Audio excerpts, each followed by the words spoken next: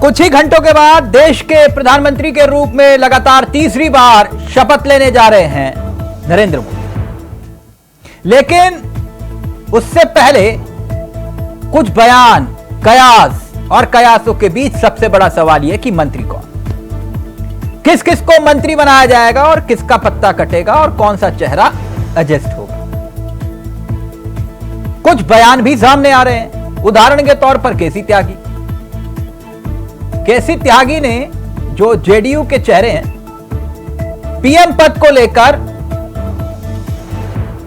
दावा किया जेडीयू के महासचिव ने कि नीतीश कुमार को इंडिया गठबंधन की तरफ से प्रधानमंत्री बनाने का ऑफर दिया गया था, लेकिन उन्होंने ठुकरा दिया। अब इसको लेकर एक सियासत का अलग संदेश देने की कोशिश भी की जा रही है। खैर, यह सियासत है। कहने वाले कह रहे हैं कि शपथ ग्रहण समारोह से पहले दबाव बनाने की कोशिश है। इसके अलग अलग मतलब निकाले जा रहे हैं। कोई चुटकी भी ले रहा है विपक्ष के तौर पर, और कोई इसे गंभीर बयान बता रहा है। मगर सवाल यह है कि आखिरकार मंत्री कौन बनेगा। मंत्री पद और मंत्रालय में कौन होगा एडजस्ट,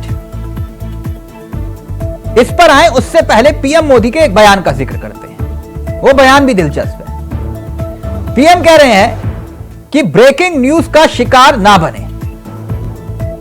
ब्रेकिंग न्यूज के आधार पर देश नहीं चलता, यह बयान है पीएम मोदी का। वो ब्रेकिंग न्यूज का जिक्र कर रहे हैं क्योंकि होता क्या है कि मंत्रालय बंटने से पहले दावे किए जाते हैं कि भाई इनको मंत्री बनाया जा रहा है, इस तरह के दावे होते हैं। तो इसलिए पीएम कह रहे हैं कि ब्रेकिंग न्यूज का शिकार ना बने। लेकिन कुछ आंकड़ों का जिक्र यहां पर जरूरी हो जाता है। आंकड़े क्या है वो भी समझिए। नई सरकार की ताजपोशी तो हो रही है, लेकिन मंत्रियों की शपथ का जिक्र यहां पर थोड़ा सा फ्लैशबैक में चलना पड़ेगा। 2014 में एनडीए सरकार, मोदी सरकार कहिए, तब उस वक्त 46 मंत्री शपथ ग्रहण के दौरान और 2019 में 58 मंत्री शपथ ली। और 2024 में अब कितने होंगे, इसको लेकर एक प्रश्न चिन्ह है, क्वेश्चन मार्क जिसे हम कहते हैं। लेकिन इन आंकड़ों के भीतर एक दिलचस्प बात और सामने निकल के आती है। वो ये कि 2014 में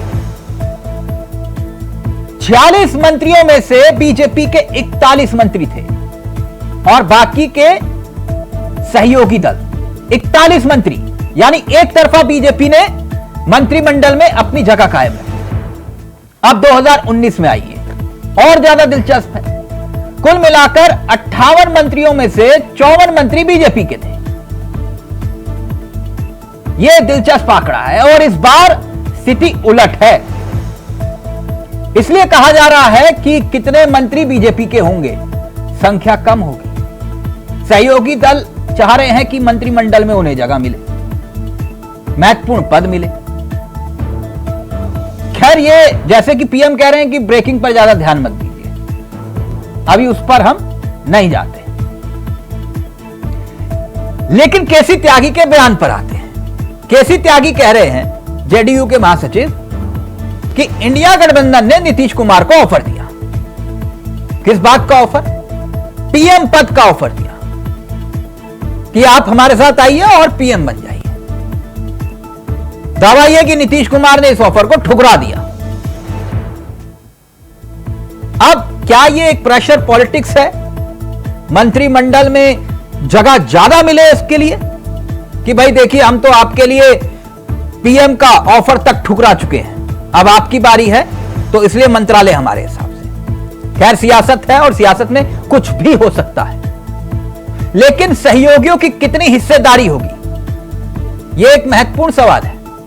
और बीजेपी की क्या तैयारी होगी, यह भी महत्वपूर्ण सवाल है। गठबंधन की सरकार तैयार है, कितने नए चेहरे अब की बार है, यह भी दिलचस्प हो जाता है।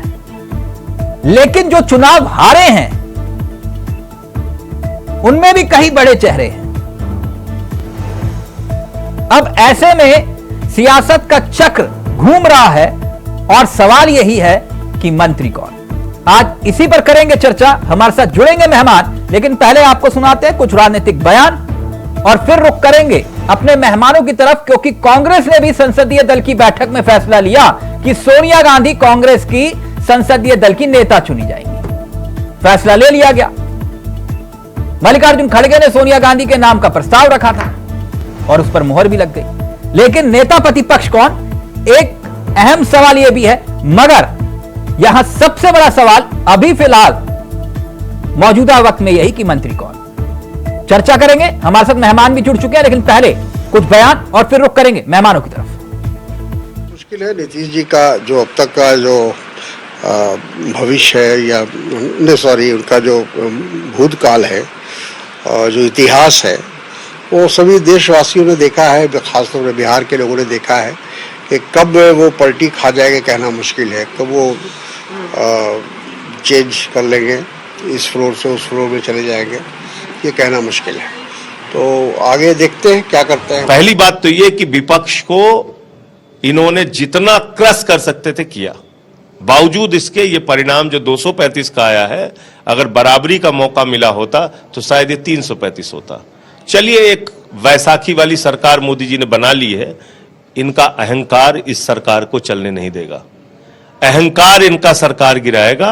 6 महीने से ज्यादा ये सरकार नहीं चलेगी। बने और देश की जनता की आवाज बने, यह हमारी सभी कार्य समिति की इच्छा है और उस आधार पर राहुल जी देश में एलओपी बनेंगे और ये तानाशाह नरेंद्र मोदी की सरकार को जनता के सामने सच लाने में उनको एलओपी बनने के बाद ताकत मिलेगी। ये भूमिका हमारी है। गांधी जी ने जिस रूप से निर्भीकता से हर वर्ग की लड़ाई लड़ी पिछले 10 वर्षों से इस सरकार से, राहुल गांधी जी ने जिस रूप से भारत जोड़ो यात्रा करी, मैं समझता हूँ वो एक विशेष बधाई के पात्र हैं। और ये भावना को देखते हुए हम सब ने ये भी आग्रह किया कि राहुल गांधी जी नेता विपक्ष की जिम्मेदारी लें।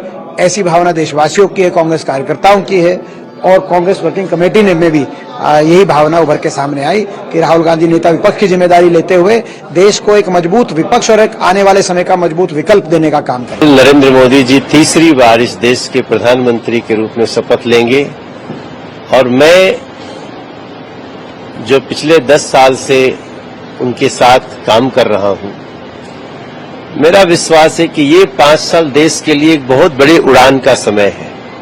बहुत कुछ देश सकारात्मक देखेगा और मैं जितने लोगों से मिल के आया हूं, सब लोग बस एक ही बात कह रहे हैं, मोदी जी को मेरी तरफ से बधाई दे देना। ये भारत का, विकसित भारत का रास्ता खुल रहा है। मैं बाबा विश्वनाथ को बारंबार आभार प्रकट करता हूं। का ये भावनाएं थी कि वो विपक्ष की भूमिका में नेता प्रतिपक्ष बने। आम जनता की आवाज, आम लोगों की जो आवाज है, वो महंगाई, बेरोजगारी, जो आज पूरी तरीके से परेशान है नौजवान, हमारा अग्निवीर, हर चीज को उठाए जिसपे राहुल गांधी जी को जब सर्वसम्मत से प्रस्ताव किया गया, मुझे लगता है कि उनको स्वीकार करें। हम सब ने अपील की है राहुल गांधी जी को कि आपको विपक्ष का नेता बनना चाहिए, आपको लड़ना चाहिए। एक ऐसे व्यक्ति हैं जो देश के प्रधानमंत्री के सामने खड़े होकर आंख में आंख डाल के बात कर सकते हैं, वो है राहुल गांधी। और जब राहुल गांधी खड़े होंगे तो देश का नौजवान अपने आप को सुरक्षित महसूस करेगा। बिल्कुल बनना चाहिए। वो निडर हैं, साहसी हैं, आंख में आंख मिलाकर बात कर सकते हैं, पढ़ते हैं, मुद्दे उनकी जानकारी रहता है। ये हमारी वर्किंग कमेटी का सर्वसम्मत से अनुरोध था। मैं उत्तर प्रदेश की जनता को धन्यवाद देता हूं जिन्होंने सही निर्णय लिया और एक ऐसी सरकार के खिलाफ मतदान किया जो तानाशाह हो। हमने जनता को धन्यवाद दिया है। आगे चुनाव की तैयारी के लिए पूरी ताकत से जुटे रहने का संकल्प लिया। राहुल जी जिम्मेदारी लेंगे विपक्ष के नेता के तौर पर? हमारा अनुरोध है, हमें स्वीकार करना चाहिए उन्हें। तो आखिरकार मंत्री कौन, सीधा रुख करेंगे अपने मेहमानों की तरफ। आपको बता दें कि आज हमारे साथ इस चर्चा में जो मेहमान शामिल हो रहे हैं उनसे आपका परिचय करवा देते हैं। हमारे साथ इस कार्यक्रम का हिस्सा जो मेहमान बन रहे हैं वो चारों आपकी स्क्रीन पर आ चुके हैं। हमारे साथ अश्वनी शाही जी बीजेपी के तेजस्रार चेहरों में से एक है, वरुण मिश्रा जी कांग्रेस के युवा चेहरे हैं, साथ ही साथ उस्मानी जी समाजवादी पार्टी के वरिष्ठ चेहरे हैं, पूर्व मंत्री भी हैं, और साथ ही साथ सर्वेश्वर सर्वेश जी हमारे साथ इस कार्यक्रम का हिस्सा हैं जो कि राजनीतिक विशेषज्ञ हैं। आप सभी से कयासों के आधार पर इस चर्चा को मैं आगे बढ़ाना चाहूंगा और शाही जी आपसे ही चर्चा की शुरुआत करता हूं। देखिए, जो फॉर्मूला है वो फॉर्मूला कहता है कि 15% लोकसभा के संख्या बल के आधार पर 15% से ज्यादा मंत्री नहीं हो सकते, यानी कि करीब 78 या 79। अब इनमें से मंत्री कौन होगा ये तो आप भी नहीं जानते, मैं भी नहीं जानता। मंत्री कौन होगा इसको लेकर कयास हर कोई लगा रहा है, लेकिन मैं एक महत्वपूर्ण सवाल के साथ इसकी शुरुआत करूंगा और वो सवाल मुझे लगता है कि इस वक्त में एक मौजूद सवाल है जिस पर चर्चा होनी बहुत जरूरी है। बाकी सब तो ठीक है, कौन मंत्री होगा कौन नहीं होगा, लेकिन साहब ये स्पीकर किसका होगा? हाँ तिलक जी, देखिए सारी चीजों पर जो आपने पहले एक शब्द बोल दिया कि कयासों पर हम चर्चा कर रहे हैं, तो इसका पटाक्षेप मंत्रिमंडल का कल शाम तक हो जाएगा। जितने माननीय मंत्री कल शपथ लेंगे वो सामने आ जाएंगे, फिर विस्तार होते रहते हैं, वो उसमें आ जाते हैं लोग। और मुझे लग रहा है कि एक हफ्ते के अंदर स्पीकर का भी फैसला हो जाएगा। और जो भी आप देखेंगे उससे पहले जो अभी काम होने वाला है उस पर चर्चा ही हम कर सकते हैं ना, हम और आप नहीं, मैं तो सिर्फ इतना जानना चाह रहा था शाही जी, स्पीकर आपका होगा, जेडीयू का होगा, टीडीपी का होगा, स्पीकर होगा किसका? अब ये स्पीकर जो है हम लोग यहाँ पर स्पीक करके तो नहीं बना सकते हैं ना तिलक भाई, बिल्कुल नहीं बना सकते सर। जो है हम चर्चा कर सकते हैं कि भाई कोई भी होगा वो एनडीए का होगा। हाँ, जैसे आप लोग पिछली बार कहते थे कि नहीं जो भी होगा वो बीजेपी का होगा। नहीं सर, कहा एनडीए की सरकार नहीं, पिछली बार जो लोकसभा स्पीकर थे 2014 में जो लोकसभा स्पीकर थे, तो अब की बार जो आपने नारा दिया अब की बार मोदी सरकार, तो अब की बार एनडीए सरकार में, इसलिए ये सवाल पूछ रहा था आपसे। नहीं, मोदी सरकार तो हुई है, मोदी जी के नेतृत्व में मोदी सरकार है। एनडीए की सरकार 2014 में भी थी, 2019 में भी थी, हाँ। और 2024 में भी है। इसमें तो एनडीए का कन्वीनर कौन था सर? जी, एनडीए का कन्वीनर कौन था सर? मोदी जी। मोदी जी कन्वीनर थे जी, एनडीए के? मोदी जी और कौन था बताइए, आप बताइए। एनडीए के कन्वीनर मोदी जी थे? आप बताइए ना भाई। नहीं, मैं आपसे पूछ रहा हूं, आप बता रहे हैं तो अपने आप में बहुत बड़ी खबर है। हमारे नेता देश के प्रधानमंत्री, एनडीए के कन्वीनर, भाजपा के नेता सभी वही थे। अच्छा जी, तो क्या लगता है आपको कि इस बार भी स्पीकर का पद इतनी आसानी से बीजेपी के खाते में आएगा, या फिर टीडीपी जेडीयू को जो डर है कि कहीं ऐसा ना हो कि टूट हो जाए तो स्पीकर का पद तो हम ही रखेंगे? इतनी चिंता मीडिया क्यों कर रही है, विरोधी दल क्यों कर रहे हैं? वह विरोधी दल तो हारने के बाद जो है वो सीआर की तरह हुआ किए जा रहे हैं जैसे वही जीते हों। अरे भाई, एनडीए की सरकार बन रही है, मंत्रिमंडल सामने आएगा कल 7:30 बजे, पूरा देश टेलीविजन खोलकर आप लोगों को देखेगा, आप लोग दिखाएंगे। अच्छा, मैं आगे बढ़ूं। देखिए, कयास है, मैंने पहले ही कहा था कि कयास में कौन मंत्री बन रहा है कौन नहीं बन रहा, क्या होगा क्या नहीं होगा, वो सब कुछ ही घंटे के बाद साफ हो जाएगा। वो तो सिर्फ मोदी जी ही जब तक फाइनल ना कर दे तब तक तो सब ये कयास है ब्रेकिंग न्यूज टाइप का। ये वाकई में शिवराज सिंह चौहान या राजनाथ सिंह स्पीकर बन सकते हैं क्या शाही जी, लगता है आपको? क्यों, उनके अंदर कोई कमी है, या हमारे जो पिछले बिरला साहब थे उनके अंदर कोई कमी है? कोई भी बन सकता है। हम कहाँ कह रहे शिवराज सिंह, राजनाथ सिंह, देखिए हम और आप नहीं बनाएंगे। नहीं, और इस पर मैं तो इसलिए कह रहा था कि शिवराज सिंह ने ऐतिहासिक जीत हासिल की, कितने ज्यादा मार्जिन से। देखिए, पहले तो उनका व्यक्तित्व देखिए कि उन्होंने अपने दम पर मध्य प्रदेश में चुनाव जितवाया, भले ही मुख्यमंत्री नहीं बने, चेहरा तो उन्हीं का था, और फिर उसके बाद जब लोकसभा में उनको टिकट दिया तो अपने दम पर सबसे ज्यादा मतों से चुनाव जीते भी बीजेपी में। तो चेहरा और वजूद तो बहुत बड़ा है। नहीं, चुनाव तो हमारे 11,75,000 से इंदौर के प्रत्याशी जीते हैं। हाँ, वो एक बकरुद्दीन को हराने वाले सबसे ज्यादा जीते वो वोटों से। लेकिन मैं आपके शिवराज सिंह चौहान के वजूद का, ताकत का जिक्र कर रहा था। सबसे ज्यादा वोटों से इंदौर वाले ही जीते हैं पूरे देश में। हाँ। आपकी जानकारी मैं दुरुस्त कर दूं। जी, नहीं नहीं, शिवराज जी की ताकत और वजूद की बात कर रहा था मैं। शिवराज जी का वजूद पहले भी था, आज भी है, आगे भी रहेगा। तो स्पीकर बनाए जा सकते हैं, लगता है ना आपको? भाई अब मीडिया अगर बना रही हो स्पीकर का पद, लिस्टिंग करके पद और मंत्री पद आपके यहाँ से, अगर मीडिया से शाही जी, तो बांटिए आप लोग। शाही जी, हम जी। भी तीर ऐसे नहीं छोड़ते हैं।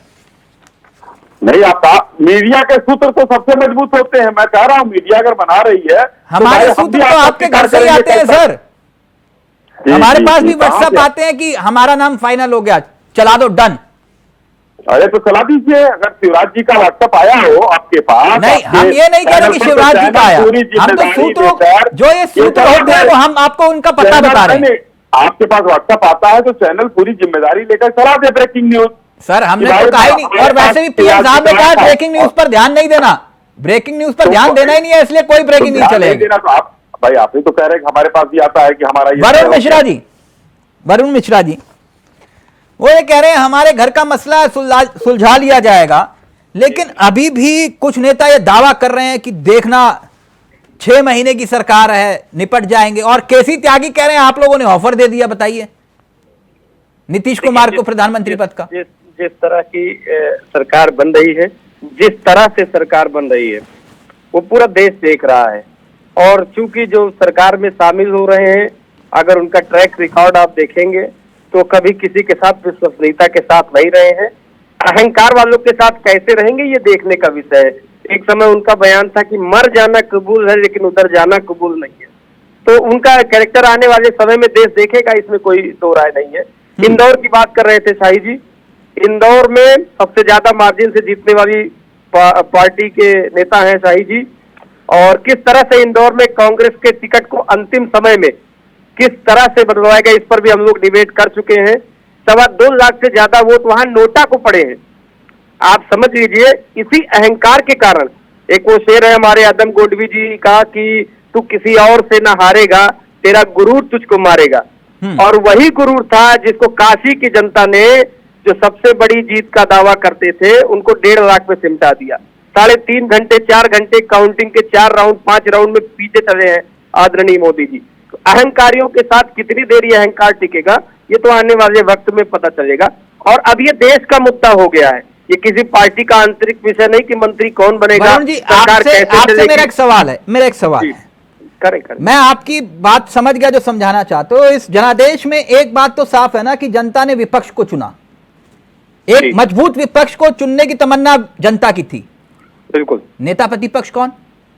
नहीं, देखिए, जनता की मंशा ये थी कि जनता गठबंधन की सरकार को, इंडिया गठबंधन को चुनना चाहती थी। जिस तरह से चुनाव के 1 साल पहले से इनकम टैक्स, ईडी, सीबीआई हो गया ना, चुनाव में जितना होना था वो हो गया। मैंने जो मुद्दे की बात है वो बताइए। तो नेता प्रतिपक्ष राहुल गांधी है, सीधी से एक लाइन में जवाब है मेरा। नहीं तो ये आपसे कहने से थोड़ी ना होगा, तो फिर आप बना लीजिए। नहीं तो मेरा कहने का ये मतलब है, पिछली बार भी तो उनको बनाया जा रहा था, वो मतलब छोड़ गए थे ना, कहा था मैं नहीं, आप किसी और को बनाओ। तो इस बार भी अगर उन्होंने ऐसा कर दिया, हम सबका, देखिए, हम सबका ये अनुरोध है राहुल जी से, जिस तरह से पिछले 5 सालों में 10 सालों में उन्होंने मोदी सरकार की आंख में आंख डालकर सवाल पूछा है, संविधान के नाम पर, बेरोजगारी के नाम पर, महंगाई के नाम पर, भ्रष्टाचार के नाम पर, अग्निवीर के नाम पर, पेपर लीक के मामले में, अगर कोई एक नेता मोदी की आंख में आंख डालकर सवाल पूछने की हिम्मत कर सकता है तो सिर्फ और सिर्फ राहुल गांधी जी हैं। वरुण जी, और राहुल गांधी ने इस बार जो चाहा, वरुण जी, एक मिनट, ठीक है, आप अपने नेता की जिंदाबाद के नारे लगाइए, लेकिन अखिलेश यादव को इग्नोर मत करिए, मेरी सलाह है। कहां कर रहे हैं इग्नोर? मीडिया नहीं, आप कह रहे हैं आंख में आंख डाल के सिर्फ एक ही नेता बात कर सकता है देश के प्रधानमंत्री से। निश्चित रूप से अब भारत जोड़ो मतलब अखिलेश यादव क्या कर रहे थे? और असम से महाराष्ट्र, अखिलेश यादव क्या कर रहे थे जी? अखिलेश यादव क्या कर रहे थे? देखिए, अखिलेश यादव जी ने उत्तर प्रदेश में निश्चित रूप से बहुत ही मजबूती के साथ जिस तरह से अपने फार्मूले पर काम किया है, वो धन्यवाद और बधाई दोनों के पात्र है। नहीं तो ठीक है ना, ये मत बोलो ना कि हमारे नेता ही थे, सामने झुके नहीं। ना ऐसे मत बोलो, विपक्ष, पूरा विपक्ष सुन रहा है और आप कह रहे हो कि हमारे नेता थे।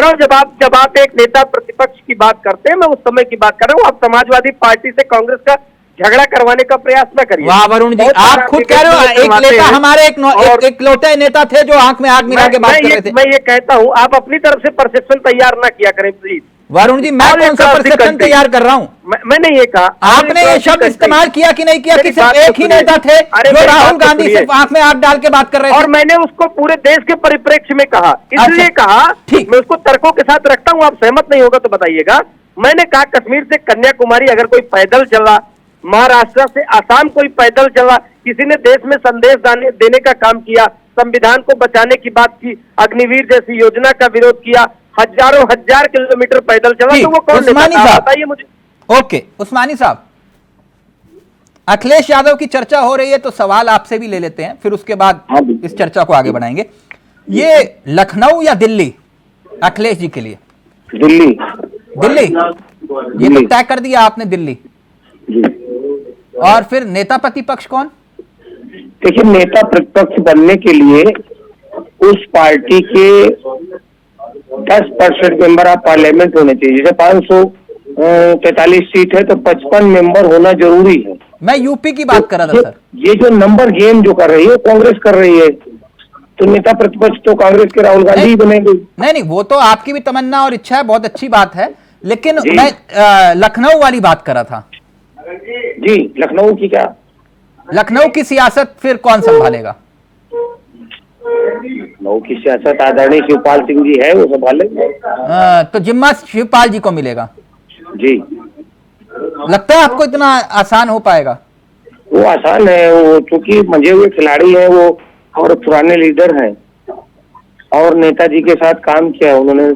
मुलायम नहीं, उनकी ताकत और क्षमता पर किसी को शक शोभा नहीं है, लेकिन जो भूमिका लखनऊ में जो निभा रहे थे अखिलेश यादव, शिवपाल यादव, क्योंकि कई बार विवाद भी हुआ ना, तो इस वजह से वो सब खत्म हो गया, सारे विवाद खत्म हो गए। अच्छा यादव उनके बेटे जो है वो वहाँ पहुंच गए, क्या नाम, पार्लियामेंट पहुंच गए हैं। रामगोपाल जी के बेटे पार्लियामेंट पहुंच गए, धर्मेंद्र जी पार्लियामेंट पहुंच गए, एक ही परिवार के 6 मेंबर पहुंच गए पार्लियामेंट। ये बड़ी चीज है पूरे देश के लिए। और दूसरी चीज ये है, हम धन्यवाद देते हैं देश की जनता को, उत्तर प्रदेश की जनता को, कि पूरे देश की 3रे नंबर की पार्टी समाजवादी पार्टी बनाने का काम। लेकिन उस्मानी जी, शाही साहब को इस बात पे यकीन नहीं हो रहा कि शिवपाल जी को जिम्मा देंगे अखिलेश यादव? इनको यकीन नहीं हो रहा है, हमको तो यकीन ये नहीं हो रहा कि ये सरकार बना क्यों रहे हैं। इनको तो केंद्र में सरकार बनानी नहीं चाहिए, क्योंकि जनादेश इनके खिलाफ हुआ है। इन्होंने, ये लोग कह रहे थे हम 400 पार करेंगे, 400 छोड़ दीजिए, ये अल्पमत में पहुंच गए।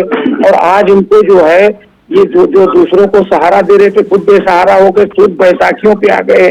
चंद्रबाबू नायडू जी और नीतीश कुमार जी से समर्थन मांग रहे और कह रहे हैं हम लोकसभा अध्यक्ष रखेंगे।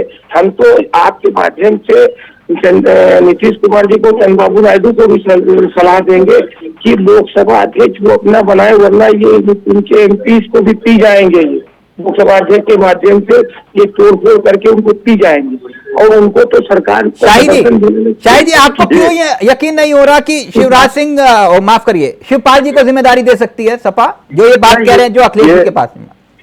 ये हमने कहा नहीं, आपने कहा। और उस्मानी जी हमारे इतने जो है सीजेंड आदमी, एमएलए और पूर्व मंत्री रहे समाजवादी सरकार में, और वो भड़क गए देखिए किस तरीके से। तो ये लोग लाल टोपी वाले हैं, कभी भी भाग सकते हैं, कोई ठिकाना नहीं है। तो आप लाल टोपी, अब सर जनता ने जनादेश दिया, लाल टोपी पे ही मोहर लगाई है ना?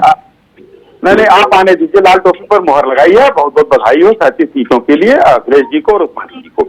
लेकिन जरा सा आप ये बताइए, अभी उस्मानी जी ने कहा 400 सीट, अभी 79 सीट का नारा इन्होंने दिया। 2022 के चुनाव में 400 सीट का नारा अखिलेश जी ने दिया, 295 सीट का अभी नारा इंडिया अलायंस ने दिया। इसका पूरा हो गया। दूसरी बात उस्मानी जी, आप राजनेता हैं और आपने बहुत कुछ देखा है, लेकिन 2004 में भी आपको 145 सीट कांग्रेस को मिली थी, फिर भी सरकार आपने बनाया। 2014 में 9 में जो है 206 सीटें मिली कांग्रेस को, फिर भी सरकार चली। हमारे पास तो 240 है। आप कह रहे कैसे ये सरकार बना रहे हैं?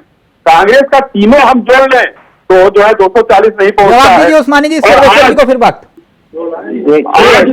तरीके की बात अगर हो रही है, आपको सरकार चल रही है, आपने जनादेश दिया, आप अल्पमत में आ गए, जनता ने विरोध में आपके वोट किया है। देश की जनता चाहती है कि इस देश में गठबंधन की सरकार बने, जो जनता चाहती है। क्योंकि जो उत्तर प्रदेश है जहाँ पे आप कह रहे थे, जो अयोध्या है जहाँ पे कह रहे थे कि हम राम को लाए, तो राम ने कहा कि लीजिए तुमको ये हटा देते हैं, वहीं से आपको हटा दिया। अच्छी बात है, हमको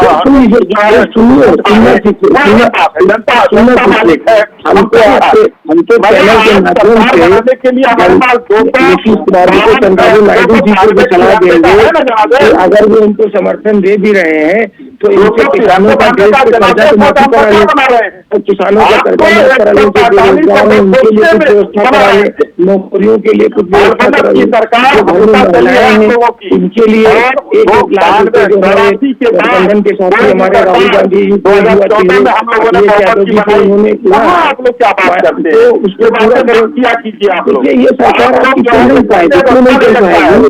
प्रोग्राम में आप मेरा सवाल शिवपाल जी को लेकर था। शाही साहब, आपको यकीन हो रहा है शिवपाल जी को जिम्मा मिलेगा जो उस्मानी साहब कह रहे हैं? जल्दी से सर्वेश्वर जी को वक्त।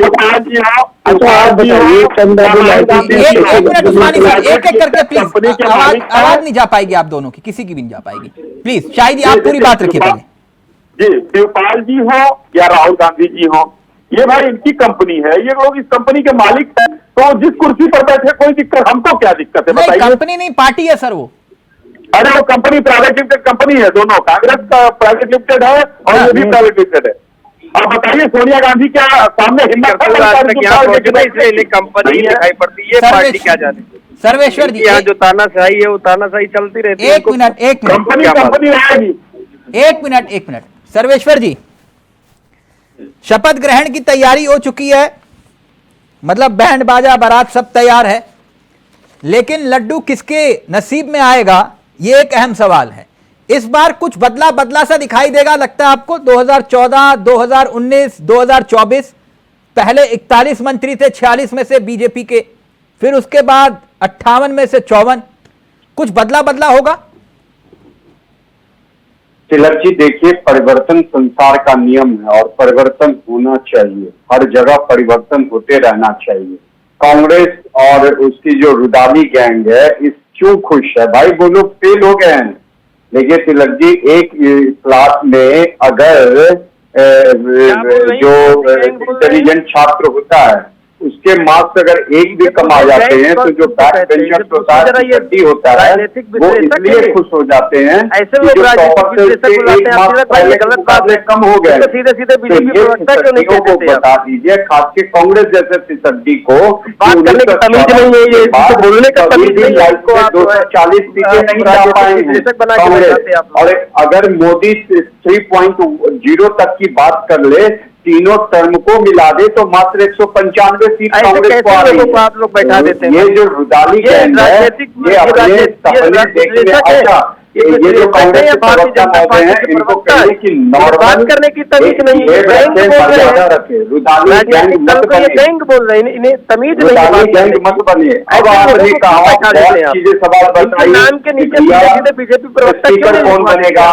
विधानसभा में कौन प्रतिनिधित्व करेगा समाजवादी पार्टी का? किस तरीके से चंद्रबाबू नायडू और जेडीयू को ये लोग अपने मिलाते हैं, मुझे बोलने का मौका दिया जाए, बात कराई जाए। चाचा भतीजा लड़ाई अगर आप सुन रहे हो वो भी तो हम सकते हैं, बात का जवाब देने का वरुण जी एक मिनट आपको मौका मिलेगा। मुझे इनके पहले शब्द पर आपत्ति है, पहले इनको कहीं अपने शब्द सुधारेंगे।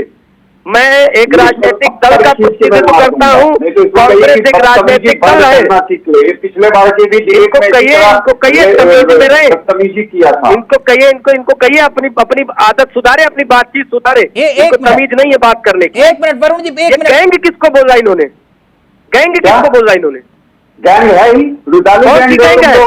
तुम किस गैंग में हो जी? रुदाली गैंग हो भाई। गैंग में हो जी? और कौन से? तुम किस गैंग में हो जी? मैं कह दूं तुम भाड़ हो, मैं कह दूं तुम भाड़ हो, मैं कह दूं तुम तुम्हारी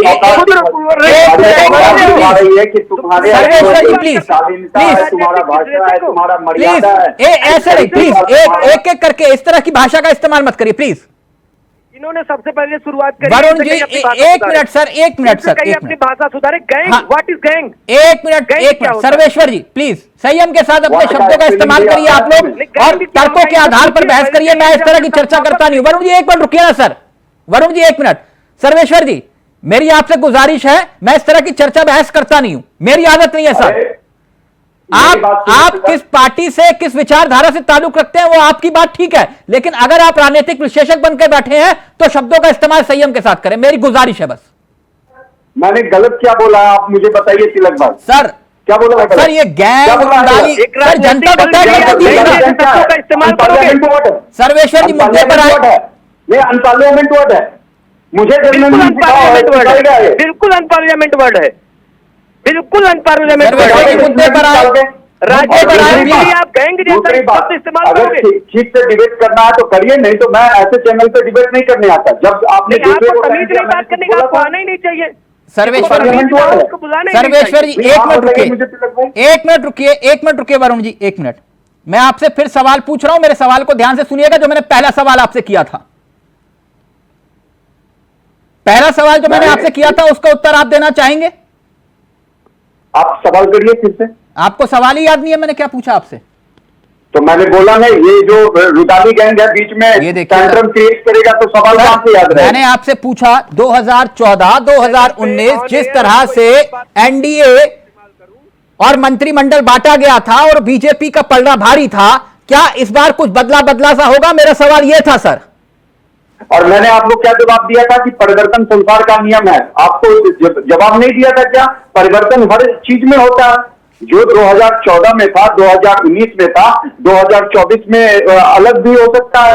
इसमें क्या बदला सा दिखेगा? मैं आपका राजनीतिक ज्ञान जानना चाहता हूं। ऑफकोर्स अलग दिखेगा। देखो तिलक जी, ऑफकोर्स अलग इसलिए दिखेगा कि बीजेपी पे जो तोहमत लगता था कि ये नॉर्थ इंडिया की पार्टी है, वो सुदूर साउथ इंडिया तक अपना कार्य विस्तार कर चुकी है। केरला से भी एक एमपी आ रहे हैं, कर्नाटक से तो पहले ही उनका 2019 में 25 था। तेलंगाना में जो 4 थे 8 हो गए हैं। उसके बाद आंध्र प्रदेश में उनकी जो कहीं कुछ नहीं थी वो 3 हो गए हैं। तमिलनाडु में उनका वोट प्रतिशत बढ़ा है। तो चेहरे भी अलग होंगे और मंत्रिमंडल का जो विस्तार होगा वो भी अलग होगा। यूपी का कोटा बढ़ेगा या कम होगा, क्या लगता है आपको? नहीं, यूपी का कोटा कोई खास नहीं बढ़ने वाला है, क्योंकि मेरे ख्याल से आप साउथ इंडिया को भी तवज्जो दो। जो आपके घटक दल आए हैं, चंद्रबाबू नायडू 2019 में इनके पार्टी नहीं थे, इनके इंडिया का पार्ट नहीं थे। 2014 में चंद्रबाबू नायडू पार्ट नहीं थे। 2004 में वाजपेयी जी के समय पार्ट थे, तब पर भी चंद्रबाबू नायडू जी को प्रतिनिधित्व दिया गया। बात उस्मानी जी कह रहे हैं, उसमें बात में वजन है सर्वेश्वर जी, उस बात में कुछ वजन है कि भाई मंत्रिमंडल एक तरफ और स्पीकर का पद एक तरफ। भाई वो कह रहे हैं कि अपनी अपनी पार्टी को टूटने के बचने के लिए कह रहे हैं कि स्पीकर का पद चाहिए हमें। और इसी तरह नेता प्रतिपक्ष का भी पद एक तरफ। आप जिसका शुरुआती दौर में अपना स्टिंग चलाया और आपने बताया, उसमें राहुल गांधी जी का नाम पूरे कांग्रेस पार्टी के शीर्ष नेता, बड़े बड़े नेता। राहुल गांधी का ट्रैक रिकॉर्ड क्या है पार्लियामेंट में, आप मुझे बताइए। एज अधीर रंजन चौधरी, बेचारे एक सिंगल शेर जो बंगाल में ममता बनर्जी से लड़ता था, उसको भी इन लोगों ने हरा दिया। अधीर रंजन चौधरी एज ए नेता प्रतिपक्ष से उनका स्पीकर के पद को लेकर आपको लगता है कि कुछ कश्मकश होगी या फिर बीजेपी के पास ही होगा? देखिए, बीजेपी के पास आए, टीडीपी के पास आए। अगर एनडीए की बात करें तो बीजेपी के पास टीडीपी का सबसे ज्यादा एमपी है। हाँ। अगर ये 240 वालों का सम्मान नहीं करेगा टीडीपी या जेडीयू, तो फिर गठबंधन किस बात का होगा? उस्मानी जी, आपको ऐसा क्यों लगता है कि ये स्पीकर के पद के लिए ही झगड़ा होगा? तिलक, मुझे पहले पूरा समय दीजिए, मेरी बात को पूरा करने। सर्वेश्वर जी, आपको पूरा वक्त दिया है, आपके सवाल को लेकर जा रहा हूं। बाकी के नेता जो बोल रहे थे, मैंने जनता पार्टी, सर्वेश्वर जी मैंने पूरा वक्त दिया, आपके पास दोबारा होगा। अलग रहती है उस्मानी जी। रुदाली गैंग की तरफ भारतीय जनता पार्टी जो है लगातार जो है कई प्रदेशों में तोड़फोड़ करके विधानसभा अध्यक्ष के माध्यम से दूसरी पार्टियों के विधायकों को खा गए। ये लोग मध्य प्रदेश में भी कांग्रेस के विधायक खा गए, गोवा में भी खा गए और महाराष्ट्र में भी ये खा गए। इसलिए इनके ऊपर अगर टीडी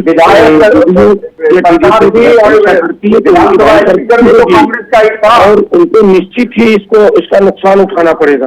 क्या जरूरत है इनके साथ जाने की? इनके पास कोई कॉमन गवर्नमेंट प्रोग्राम नहीं है। इन्होंने कहा था कि हम साल में 2 करोड़ लोगों को नौकरी देंगे, इन्होंने कहा था 15-15 लाख रुपए देंगे, इन्होंने कहा था पुरानों के स्पीकर के पद पर आए, स्पीकर के पद पे ही बात कर रहे हैं। हाँ। कि स्पीकर के पद पे ही ये बहुमत अपना प्राप्त करने की कोशिश करेंगे कि अगर स्पीकर इनका बन जाएगा तो ये छोटे दलों को तोड़ने का काम। सर्वेश्वर जी कह रहे हैं 240 वाले बनेंगे कि नहीं? स्पीकर का हक उनका है कि नहीं? 240 वाले तो बनना ही नहीं चाहिए, कतई इसलिए नहीं बनना चाहिए कि बड़े भाई को छोटे भाइयों को ज्यादा सम्मान देना चाहिए, छोटे भाइयों को बनाना चाहिए। जो छोटे भाई हैं जीडीपी को अध्यक्ष दे दें, जेडीयू को उपाध्यक्ष दे दें। सर आपने थोड़ी ना तय करना है, वो तो उन्होंने करना है। नहीं तो वो बचेंगे नहीं, उनको खा जाएंगे ये उनको खा जाएंगे और ये अपनी संख्या 273 करने की कोशिश करेंगे। इसलिए जो मौका मिला है इनको, देखिए लालू यादव जी प्रधानमंत्री नहीं बनता है, मुलायम सिंह प्रधानमंत्री नहीं बनता है, हमारे नेताजी, ये कसक है हमारे अंदर। और आज नीतीश जी को या चंद्रबाबू नायडू को प्रधानमंत्री बनने का मौका कांग्रेस पार्टी को दे रही है, तो उस मौके का सदुपयोग करके इस देश की जनता के लिए। सर्वेश्वर जी इत्तेफाक रखते हैं उस्मानी जी की बात से, कह रहे हैं दल तोड़ देंगे इसलिए स्पीकर के पद पे समझौता ही नहीं होगा। हाँ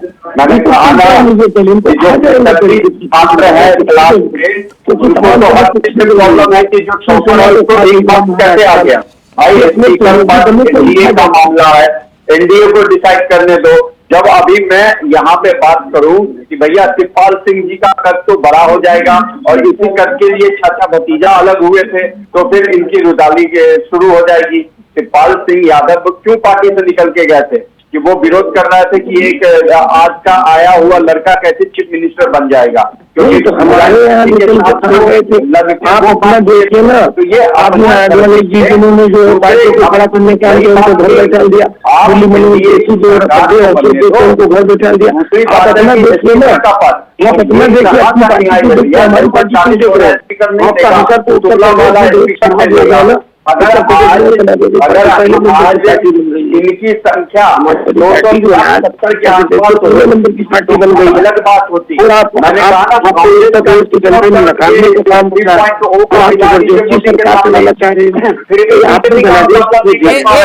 एक मिनट, एक बड़ी दिलचस्प खबर है, 1 सेकंड। 95 सीटें ही आ रही है। सर्वेश्वर जी एक मिनट। समाजवादी पार्टी का मुलायम सिंह से लेके आज तक का पूरा आंकड़ा मिला दीजिए, तब पर भी 272, सब पूरे सालों का, मतलब पूरे इन दशकों का मिला के देख लीजिए, तब पर भी इतने एमपी इनके नहीं आए होंगे। तो जो बात है यहाँ पे आपने एक बात बताई, नेता प्रतिपक्ष की पार्टी देश की नेता प्रतिपक्ष महत्वपूर्ण है, ये बात पे अब आप देखिए मुलायम सिंह यादव नेता नहीं थे सर्वेश्वर जी, मुलायम सिंह नेता नहीं थे, तो प्रथम विभूषण क्यों दे दिया? तो बीजेपी ने उनको क्या सम्मान दिया? बीजेपी ने अच्छा सम्मान दिया, आप मान ही नहीं रहे कि वो नेता थे जी। आपने कहा इनकी कितनी सीटें आई, इनके क्या वजूद? अरे नेता के मुकाबला करने के लिए शाही जी 1 मिनट प्लीज, 1 मिनट शाही जी का ऑडियो रहेगा, सिर्फ शाही जी का, फिर वरुण जी पूरा वक्त आपको। शाही जी बड़ी दिलचस्प खबर है और थोड़ा हैरान करने वाली भी है और परेशान करने वाली भी, और थोड़ा सा हैरान इसलिए करने वाली है, एक तरफ शपथ ग्रहण समारोह की तैयारी हो रही है, सभी अंतर्राष्ट्रीय नेताओं को बुलावा जा चुका है, अंतर्राष्ट्रीय नेता भी शामिल हो रहे हैं, लेकिन आपने विपक्ष को न्योता नहीं दिया, क्या यह सच है? अब ये खबर कहां से आई है मुझे नहीं पता है, विपक्ष के किस नेता को गया है, और जो प्रोटोकॉल होगा वो प्रोटोकॉल जरूर पूरा होगा। विपक्ष के नेताओं का जो है, ये लोग ऐसे शिकायत करते रहते हैं। आपको लगता है कि विपक्ष के नेताओं को न्योता नहीं गया? जो ये आपको लगता है, आप खबर आप दे रहे हैं, मुझे नहीं लगता। मैं तो अभी थोड़ी देर में बयान भी सुना दूंगा आपको, लेकिन मैं इतना जानना चाह रहा हूं कि अगर विपक्ष के नेताओं को न्योता ना गया तो ये आपको हैरान परेशान नहीं करता? नहीं, आपको हैरान परेशान इसलिए अभी नहीं करता कि विपक्ष के नेता झूठ भी बोलते हैं। जो प्रोटोकॉल होता है, प्रोटोकॉल के हिसाब से विपक्ष में जो विपक्ष के नेता होते हैं, विपक्ष अपना नेता ही नहीं चुन पाया। हाँ, ममता बनर्जी कह रही है कि उनको भी न्योता नहीं आया। तो विपक्ष ममता बनर्जी को विपक्ष की नेता थोड़े ही है कि उनको न्योता गया है। जो प्रोटोकॉल होता है उस प्रोटोकॉल के तहत हो जाता है। और मैं सबसे अच्छी बात बताऊंगा, अगर उस्मानी जी माननीय मंत्री रहे हैं तो पूछ लीजिए इनसे प्रोटोकॉल क्या कहता है। ये तो संसदीय परंपराओं का पालन करिए। आप ये कह रहे हैं संसदीय परंपराओं का पालन करिए। विपक्ष के नेताओं विपक्ष के नेताओं को न्योता नहीं जाता, आप ये कह रहे हैं? नहीं, कौन कह रहा है? नहीं, आप कह रहे हैं ना कि इनसे पूछ लीजिए कि नहीं, मैंने नहीं कहा। ये सारी चीजें आप कह रहे हैं, सूचना भी आपने दी। मैं अभी एक जयराम रमेश कांग्रेस के चेहरे हैं, एक मिनट सुना देता हूँ। शायद आप मुझसे पूछ रहे थे ना कि कौन कह रहा है कि उनको न्योता नहीं गया। देखिए, आप बीच में बोलकर दूसरे की बातों को दबाया मत करिए, क्योंकि आप स्टूडियो में हैं, हम लोगों की बात है। शायद मैं आपकी आवाज दबा दूंगा। नहीं, जो संसदीय प्रोटोकॉल होगा उसका पालन किया जाता है और वो किया जाएगा। बाकी कोई कहे कि हमको नहीं बुलाया गया, हमको बुलाया गया, वो हम नहीं कह सकते हैं। जी, एक मिनट में बयान सुना देता हूं आपको। मैं आपकी कोई आवाज नहीं दबा रहा हूं सर, क्यों आपकी आवाज दबाऊंगा सर, है ना? एक मिनट, जरा जयराम रमेश जी का बयान होगा, कांग्रेस के दिग्गज चेहरे क्या कुछ कह रहे हैं वो सुनिए। वो व्यक्तिगत राजनीतिक और नैतिक अधिकार खोने के जनादेश, प्रचंड जनादेश उनके खिलाफ है। उन्होंने जनादेश उनके नाम पर मांगा था, वो जनादेश नहीं मिला। तो कैसे प्रधानमंत्री पद पर शपथ ग्रहण किया है? ये तो 1/3 प्रधानमंत्री, कोई नैतिक अधिकार नहीं है, राजनीतिक अधिकार नहीं है, व्यक्तिगत उनकी हार है। तो प्रचंड बहुमत जनता ने कहा आप प्रधानमंत्री पद पर, क्योंकि उन्होंने उनके नाम पर मांगा, मोदी के नाम पर मांगा। So would you be going to his oath taking? All international invitations have gone.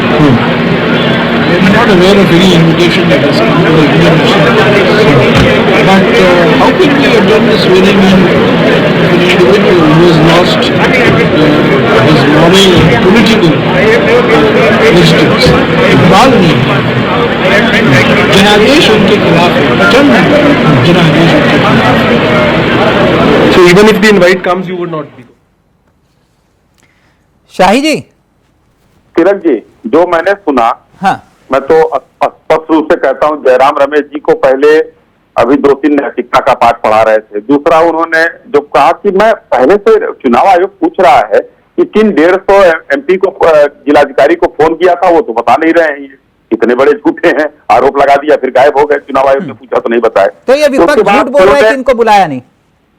एकदम भाई, 150 के सामने ब्रेकिंग चला था पूरे देश में हर चैनल पर कि 150 डीएम को माननीय गृह मंत्री जी ने फोन किया और कहा गया, यही जयराम रमेश ने कहने वाले आज नैतिकता सिखा रहे हैं।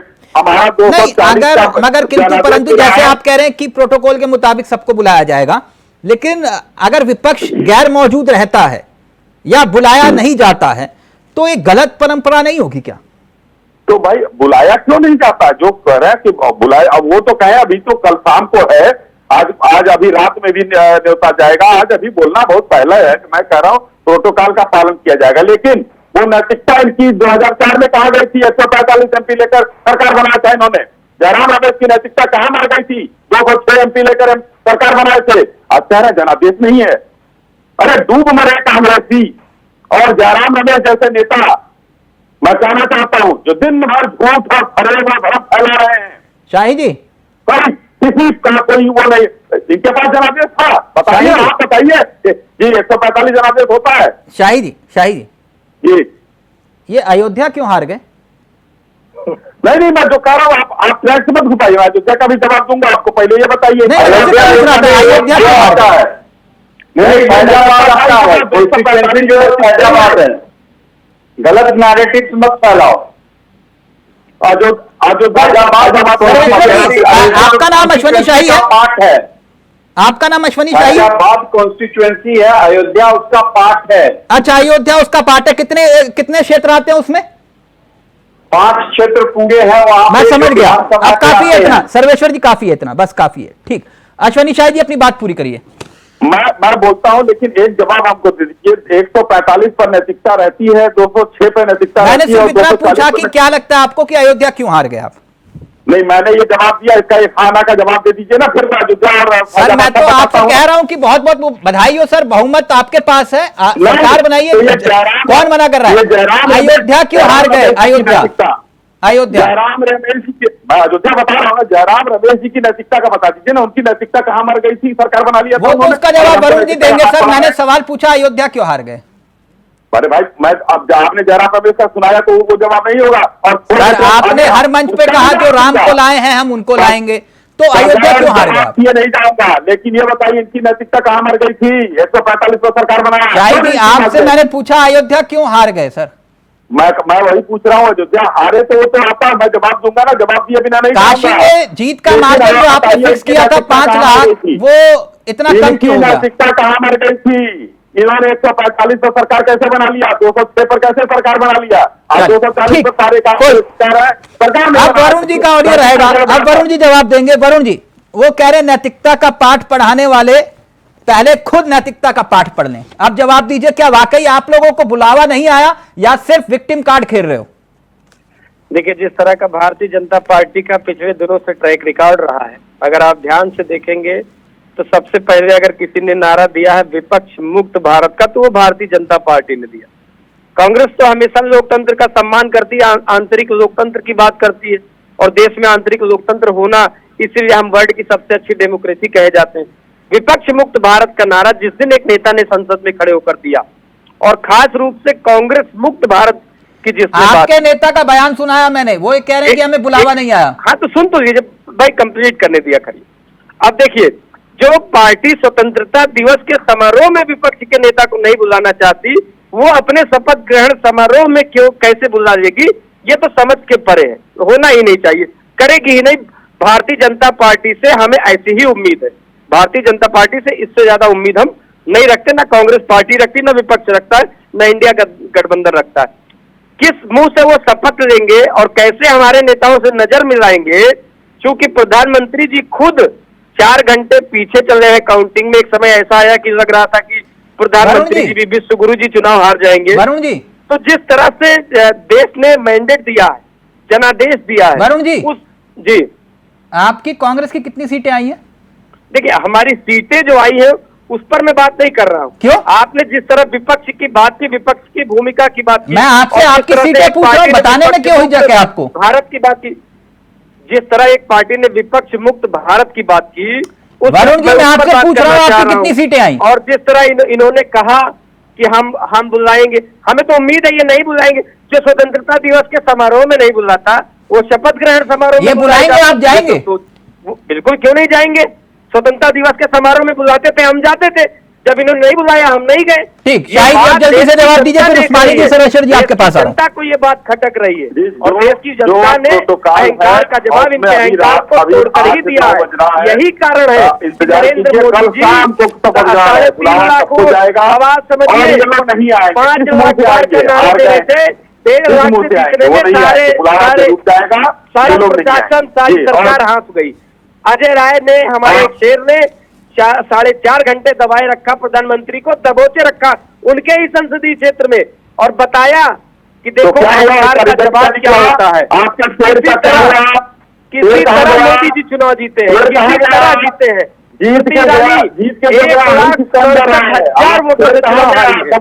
राहुल गांधी लगभग 4 लाख वोट से चुनाव जीते हैं। आपको क्या लगता है जनादेश किसके साथ है?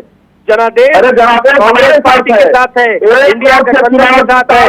ठीक है, सरकार बना दे, सरकार आज में, और इस चैनल पर बोल रहा हूँ, 6 महीने बाद भी हम मिलेंगे, फिर बात रखेंगे। मैंने आपसे कहा था स्मृति ईरानी करेंगी, और बहुत पहले मैंने जब कहा था बनारस में मोदी जी भी चुनाव हार जाएंगे। आप उस दिन हमें अगर आपको याद हो तो उस दिन राजनीतिक विश्लेषक आपको भी हंसी आ रही है। एक मिनट शाहिद, एक मिनट रुकिए, वरुण जी जीता कौन?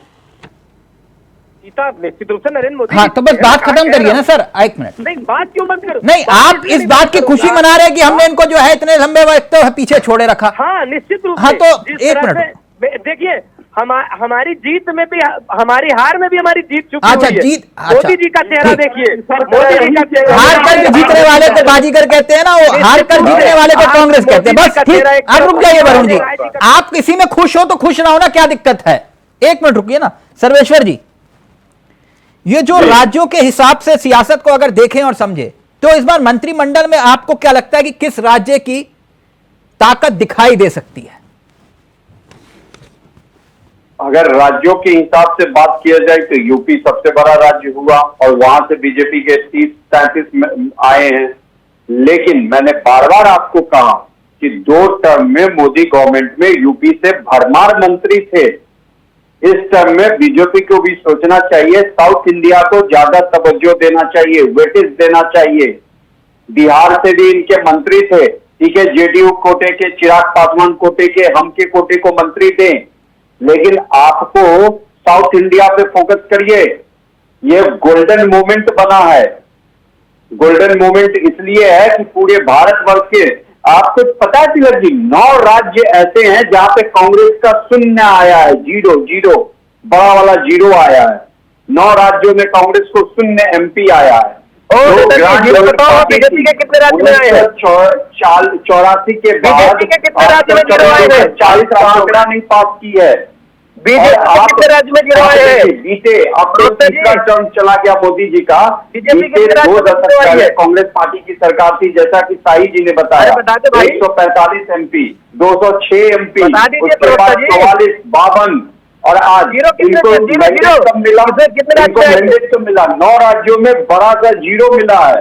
बीजेपी को कितने राज्य मिला ये बता दो, ये बताइए ना। मंत्रिमंडल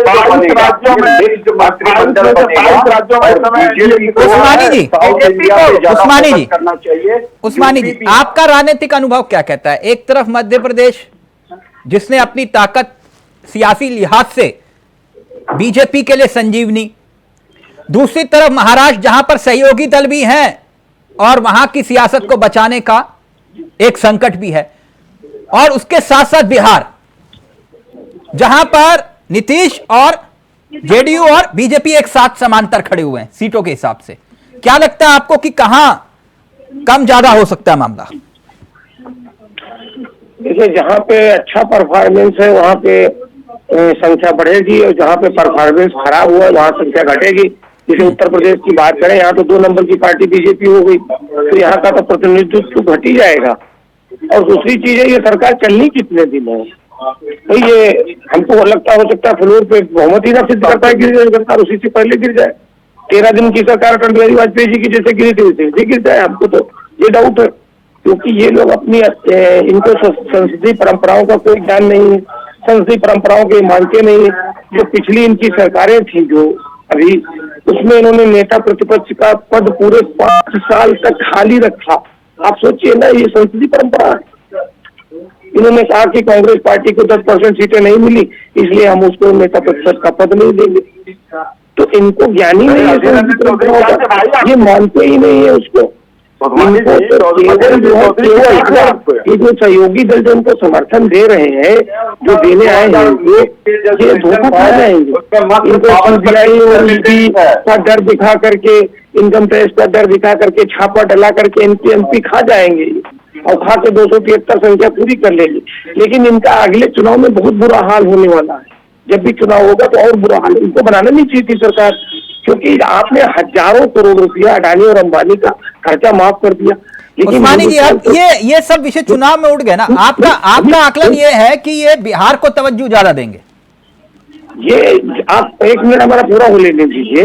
हजारों करोड़ रुपया तुमने जो कर्जा माफ कर दिया, और जो किसान जो आत्महत्याएं कर रहे हैं उनके लिए तुम्हारे पास खजाने में कुछ ही नहीं। अरे आपको तो घोषणा करनी चाहिए कि हम भी पूरा कर्जा माफ कर देंगे किसानों को। माफ करिए, बड़ा दिल दिखाइए, आइए आप। एक मिनट उस्मानी साहब, एक मिनट रुकिए ना, 1 मिनट। शाही जी, उत्तर प्रदेश में ये आंकड़ा बड़ा दिलचस्प है, इसको ध्यान से सुनिएगा।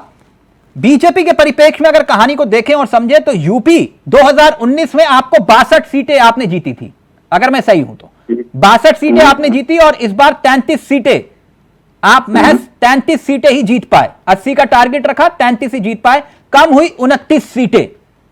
एक बहुत बड़ा घाटा आपको उत्तर प्रदेश में उठाना पड़ा। और ऐसे ही बिहार का मैं जिक्र करूं तो 2019 में आपको 17 सीटें मिली थी और बिहार में इस बार आप महज 12 सीटें ही जीत पाए, यानी कि 5 सीटों का नुकसान बिहार में हुआ। हरियाणा में 10 सीटें 2019 में 10 की 10 जीती थी, लेकिन 2024 में महज 5 जीत पाए, 5 का नुकसान हुआ। महाराष्ट्र में 48 सीटें, 2019 में 23 सीटें आपने जीती थी महाराष्ट्र में, और 2024 में महज 9 सीट जीत पाए, 14 सीटों का नुकसान हुआ। पश्चिम बंगाल 42 सीटें, 2019 में 18 जीती और अब 24 में महज 12 जीत पाए, 6 सीटें कम हुई। लेकिन सबसे बड़ी चोट आपको राजस्थान में भी लगी, 10 सीटों का नुकसान वहां भी हुआ आपको। तो नुकसान तो आपको बहुत बड़ा हुआ है हर राज्य में, कि नहीं? तो ये तो 4 तारीख को ही पता चल गया था। ये तो 4 को पता चल गया था कि नुकसान हुआ है। 240 हम तभी रह गए, नहीं तो हम 272 ना होते। नुकसान हुआ है तभी तो रह गए। नहीं तो फिर आपको क्या लगता है कि किस राज्य को बैलेंस करना इतना आसान हो पाएगा? ये हमारा केंद्रीय नेतृत्व जो है तय कर रहा है। माननीय अध्यक्ष जी की यहाँ बैठक हो रही है, वो लोग कैसे करेंगे? उनको महाराष्ट्र को देना है, यूपी को देना है, वो देना है। अब जैसे हमारा 12% वोट हमारा तमिलनाडु में हो गया, किसी विपक्षी ने सोचा नहीं था। हम सीट नहीं भले जीते, लेकिन 12% वोट हुआ हमारा। केरल से हमारी सीट आ गई, ये तो सोचा नहीं था किसी ने। तो हम लोग अगर जो है ये करके चल रहे तो हम सबको प्रतिनिधित्व देंगे।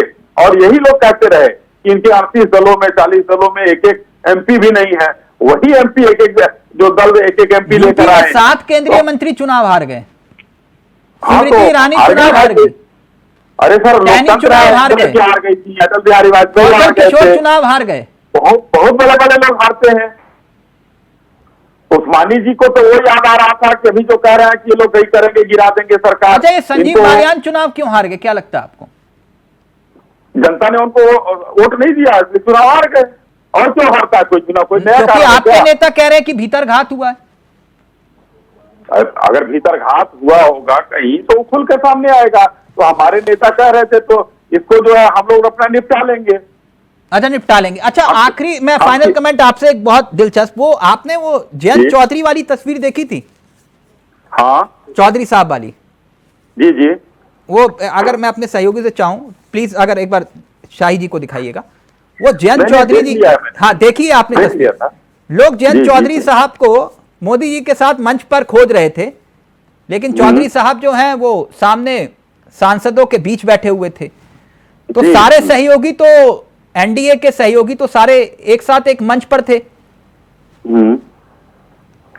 तो क्या जयंत चौधरी साहब को स्टेटमेंट दिए हैं, मीडिया से शिकायत किए हैं, या विरोधी दलों के पास शिकायत की है? उनके पास से कोई शिकायत आई है कि कयास ऐसे ही लगाए हुए ले रहे हैं सब लोग? शाही जी, मैं तो बस इतना पूछ रहा था आपसे कि जयंत चौधरी जी को ना माइक मिला ना मंच मिला, तो मंत्रालय तो मिलेगा ना?